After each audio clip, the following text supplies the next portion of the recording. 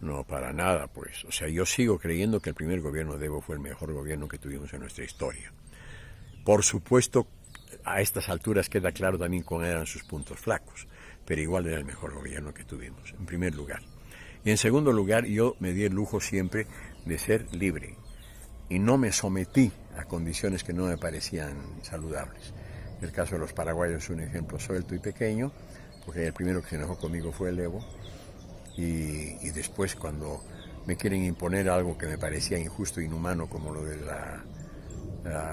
mi jefe de gabinete en la prefectura, me negué. O sea, nunca he aspirado a tener cargos, he aceptado los cargos que me dieron y he estado, yo creo, he sido consecuente con todo eso y he pedido disculpas cuando me equivoqué una vez gravemente, siendo viceministro, cuando informé que Sánchez Beristain estaba en el Valle Alto y era otro, era un tal Beristain que nada que ver con él, y pedí disculpas a la opinión pública. No, yo no me arrepiento en absoluto, creo que en ese momento lo que había que hacer era apoyar a ese gobierno. Y de hecho, cuando el gobierno quiere volver a contar conmigo, en su segundo gobierno ya, yo me niego, porque el TIPNIS fue el momento de ruptura más visible, porque con el problema del TIPNIS queda claro que se había desmontado la novedad del Estado plurinacional, que era lo fundamental, la gran novedad, la que hace que esta etapa histórica sea diferente de todas las anteriores de la historia, era lo del Estado plurinacional, lo del reconocimiento de los pueblos indígenas por su existencia, por su personalidad, por su historia, al margen de su tamaño y de su importancia numérica.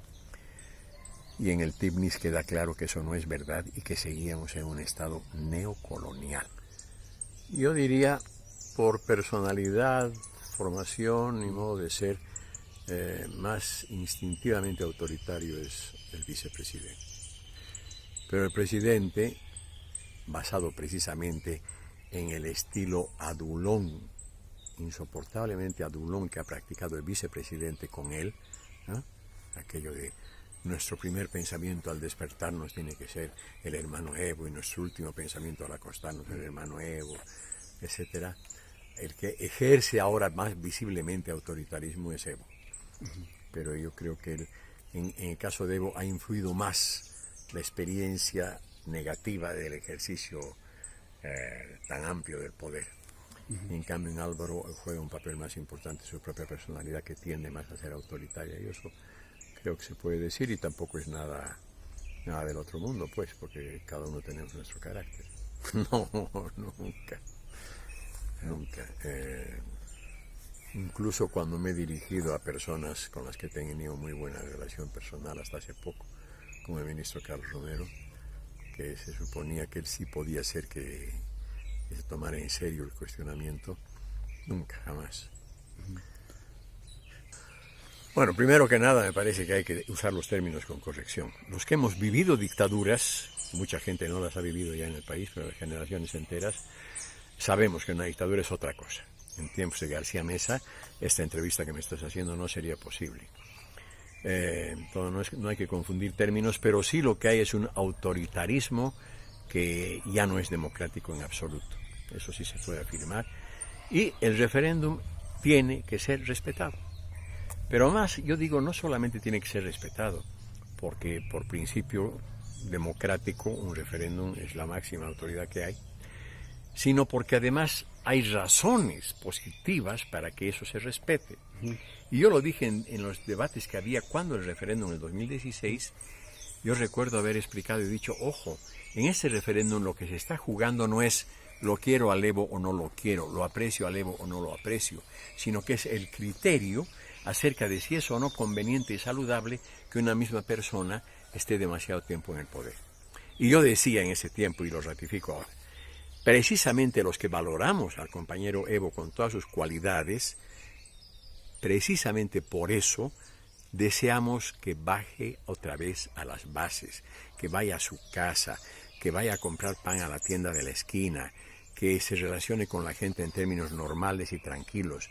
Porque ahora Evo cree que está en permanente relación con la sociedad, porque viaja a todo el país como no viajó jamás un presidente y se reúne con la gente en todas partes. Pero lo que Evo no sabe es que en esas reuniones que tiene en todo el país y con todos los sectores sociales, nadie le dice lo que piensan, sino que todos le dicen lo que calculan que Evo quiere escuchar.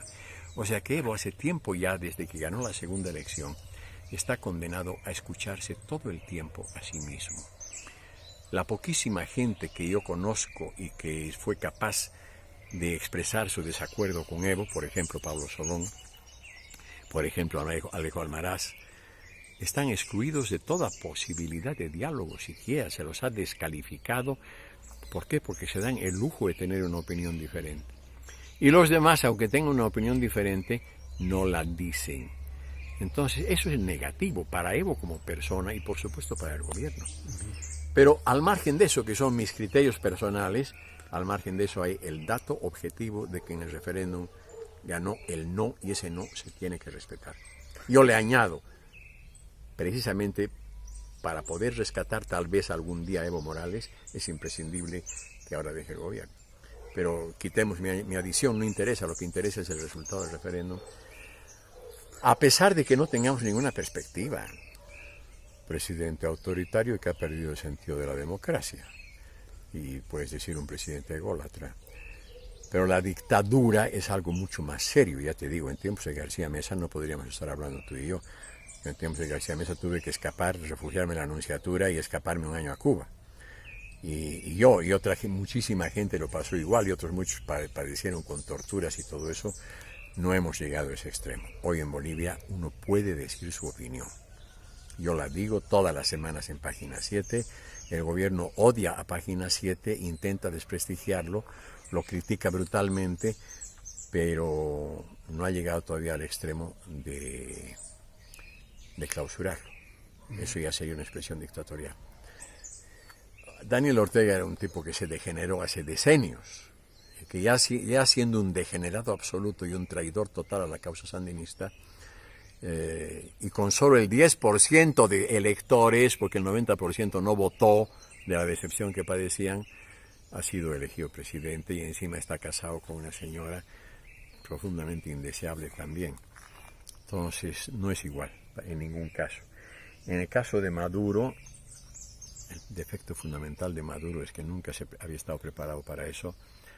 Chávez cometió el error de no preparar y no identificar posibles dirigentes futuros y nombra a Maduro porque era un dirigente sindical luchador y consecuente, digamos, que nunca entendió lo que es ser presidente de Venezuela, ni entendió lo que son los problemas de Venezuela. En el caso de Bolivia, no. Evo, a diferencia de Ortega y de Maduro, ha hecho un primer gobierno en el que ha demostrado que sí es capaz de.